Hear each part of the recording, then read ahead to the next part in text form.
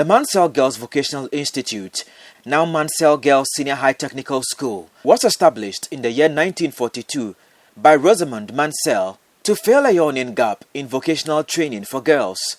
8 decades on, the school has not seen any major renovations, even though it was adapted by the Ghana Education Service in the year 2022. An old 18-classroom block accommodates over 800 students. The school has no assembly hall. Its dining hall is so small, students have to put up in extra canopies. The girls take turns by year batches to take their baths. Its colonial-era overhead tanks are worn out and leaking, often requiring patching to hold water. Roofing sheets have turned brown with decades of rust, while ceilings, windows and other fittings hang loosely on buildings thirsting for new painting. Headmistress of Mancell's, Mary Donko, shared these concerns with GH1 News on the sidelines of the swearing-in ceremony of a 13-member board. If I have to send you around to check the various ceilings and then the buildings, some breakages and other things. So at the moment, we are pleading with all stakeholders. Lax and Lamba at Asqua, he gave us a track of lax, and we have used some to partition officers for some of my assistants. At the moment, look at the dining hall where we are having the program. Look at that, we have to elect canopies before some students can get a place to sit. The school is rolling out biological and engineering courses to address the gender gap in the study of science, technology, engineering and mathematics.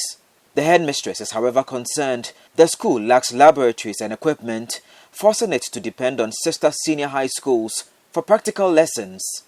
We need lab equipment, the apparatus. We don't even have a single one. My students are offering biology that they are going to write with other students in various institutions. At the moment, we have solicited for enrolling our students in engineering, biomedical, and general science. But as I said, we need your support for science apparatus, engineering labs, and then even classrooms are insufficient.